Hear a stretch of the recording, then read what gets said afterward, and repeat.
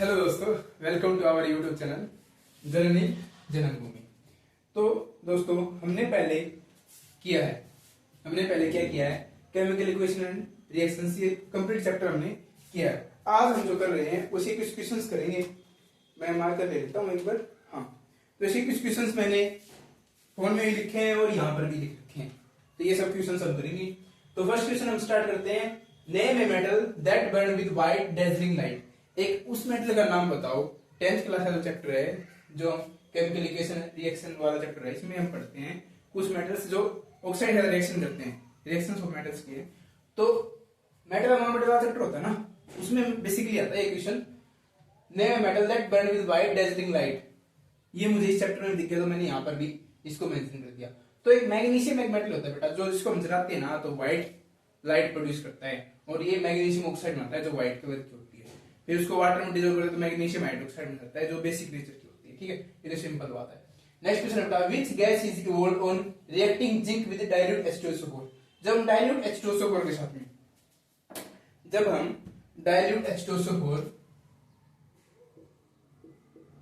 Dilute के साथ में जिंक मेटल रिएक्शन करते हैं तो क्या कौन सी गैस की ये इवॉल्व होती है? तो जिंक सल्फेट बनेगा और क्या कौन सी गैस रिलीज हो जाएगी? Hydrogen gas. तो क्या हो जाएगा इसका आंसर? हाइड्रोजन। इसका आंसर था मैग्नीशियम। नेक्स्ट क्वेश्चन बेटा, respiration is a dash reaction. Respiration कौन सी रिएक्शन होती है? रेस्पिरेशन में क्या होता है? ग्लूकोज ऑक्सीजन रिएक्शन करके एनर्जी फॉर्म करती है, कार्बन डाइऑक्साइड वाटर और एनर्जी फॉर्म करती है। रेस्पिरेशन ये होता है ना, C6H12O6 ग्लूकोज जब ऑक्सीजन रिएक्शन करती है तो क्या बनाती है? CO2 plus H2O plus energy, ये बनाती है ना। तो एनर्जी इसमें निकलती है, कौन सी रिएक्शन होती है? एक्सोथर्मिक। Very good. कौन सी रिएक्शन होती है? एक्सोथर्मिक। नेक्स्ट क्वेश्चन है बेटा, ये वाला जो क्वेश्चन है, ये वाला क्वेश्चन मोस्ट चांसेस बेटा ये ऐसे क्वेश्चन आते हैं आपको ना, सिंपल केमिकल इक्वेशन दी गई है, उसमें x y z तीन वैल्यू दी गई हैं। आप वो ऊपर गए, वहां पर कौन सी वैल्यू आएगी उसको बैलेंस करने के बाद में law of conservation of mass के जरिए हम बैलेंस करते हैं। हमने सीखा है बेटा ये। तो सिंपल है, एक इक्वेशन आपके पास XKMnO4 प्लस y HCl बनता है KCl, potassium chloride, water, magnesium chloride और Z ये टर्म बेटा, Z एक वैल्यू है तो Cl2 क्लोरीन गैस बनती है। अब ये बताओ इसमें x y और z की जगह पर क्या आएगा? तो हम इसको ना ऑप्शन से उठा कर सकते हैं। जैसे मैं फर्स्ट ऑप्शन देता हूं 2, 16 और 5। अगर मैं यहां पर 2 लगाता हूं, यहां पर अगर मैंने 2 लगाया तो पोटेशियम हमारे पास कितना हो गया? 2, मैग्नीशियम कितना हो गया? 2 और ऑक्सीजन कितना हो गया? 8। सिंपल है ना। तो पोटेशियम के यहां पर 2 करने के लिए यहां पर भी 2 लगा देंगे, मैग्नीशियम को 2 करने के लिए यहां पर भी 2 लगा देंगे, और ऑक्सीजन हमारे पास 8 हो गया ना। तो ऑक्सीजन को अगर हमें 8 करना है यहां पर तो क्या लगाएंगे? 8 लगाएंगे। यहां तक क्लियर है ना?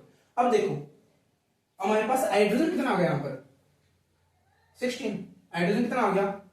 8 2 16। तो यहां पर क्या लगा देंगे हम? 16। हाइड्रोजन को बैलेंस करने 16 लगाया हमने। तो सिंपल है, आ गया बेटा 2 और 16 इसमें आ जाए तो कौन सा आंसर होगा? ये बात सिंपल। उसको देखने की जरूरत नहीं है क्योंकि हमें पेपर में बहुत ही कम टाइम लगता है, तो हम उसे देखेंगे नहीं, उसके लिए हम छोड़ देंगे। हमारे 2 में ही क्लियर हो गया। उसके बाद 2 और 16 किसी में नहीं है, तो सिंपल यही है। उसके बाद एक क्वेश्चन बेटा, Na2CO3 सोडियम कार्बोनेट जब रिएक्शन करता है HCl x mole of HCl के साथ में तो 2 मोल ऑफ NaCl CO2 और H2O बनाता है। तो इसमें x की वैल्यू क्या होगी? इसमें x की वैल्यू बतानी है।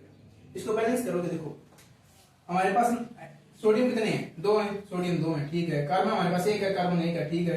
ऑक्सीजन हमारे पास कितनी है? 3 है, ऑक्सीजन हमारे पास कितनी है? 3 है, बैलेंस है। अब देखो क्लोरीन हमारे पास कितना है? 2 है ना। अब इसको बैलेंस करने क्या करेंगे? 2 लगा देंगे। सिंपल, क्या लगाएंगे? 2। क्लोरीन बैलेंस हो गया क्योंकि 2 है हमारे पास। हाइड्रोजन कितनी है हमारे पास? 2 है, सिंपल बैलेंस हो गया। तो ये इसका आंसर आ जाएगा। उसके बाद नेक्स्ट क्वेश्चन है बेटा 6th question, decomposition of lead 2 मतलब इसके क्वेश्चन स्टेट 2 है बेटा।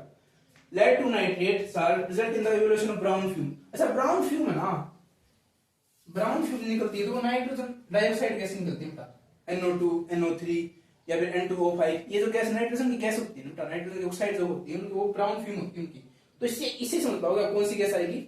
NO2 प्लस ये वाली गैस, ठीक है। सिंपल, नाइट्रोजन की ऑक्साइड जो कलर होता है brown fume. When copper powder is heated, जब कॉपर पाउडर को हम हीट करते हैं उस किस कलर में चेंज होता है? किस कलर कोट हो जाता है उसके ऊपर? ये तो सिंपल है, जब हम कॉपर को तांबे को जलाएंगे तो किस कलर का हो जाएगा, ब्लैक कलर का।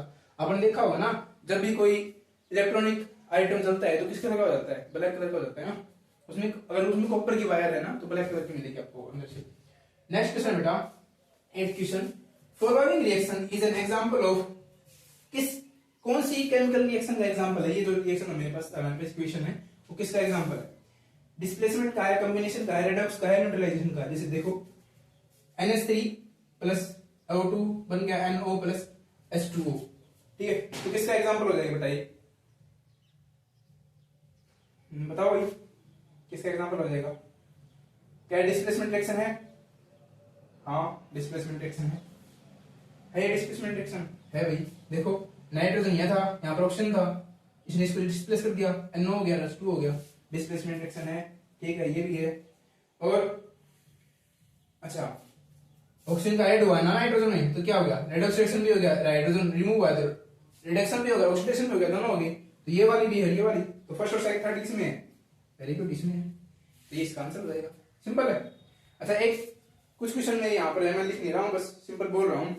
क्वेश्चन बेटा, from the following which is the example of chemical reaction, chemical reaction में से कौन सा एग्जांपल है।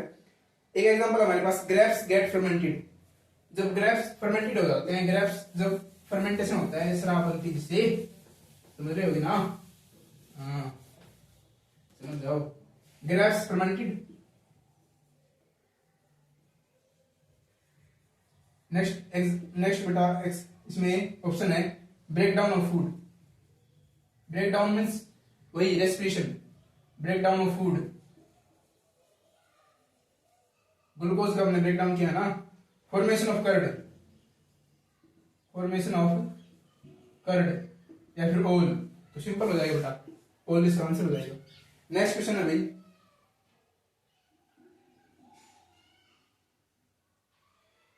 नेक्स्ट क्वेश्चन है भाई, which is the following type of reaction is taking place, नहीं ये जो हमने दिया था ना, ये फॉर एग्जांपल कौन सी ये रिएक्शन है बेटा आपके पास, इसकी तरह क्वेश्चन है, PbNO3 twice plus Ki PbI2 plus KNO3, ये आपके पास रिएक्शन है, आपको ये बताना है ये कौन किस टाइप की रिएक्शन है। तो सिंपल पता चल रहा है बेटा, NO3 इसकी जगह ले ली, Pb ने कहा इसके अंदर चला गया, तो क्या बन गया, डबल डिस्प्लेसमेंट हो गया ना, ये डबल डिस्प्लेसमेंट हो गया है इसका, तो ये डबल डिस्प्लेसमेंट रिएक्शन होगी, सिंपल है। एक नेक्स्ट क्वेश्चन है बेटा, which of the following metal is are obtained by the electrolysis of their chloride in metal state. मैंने क्वेश्चन तुम्हें बताया था ना कि हमारे पास है ना कुछ मेटल्स हैं, जैसे सोडियम है, कैल्शियम है और आयरन है, कॉपर है।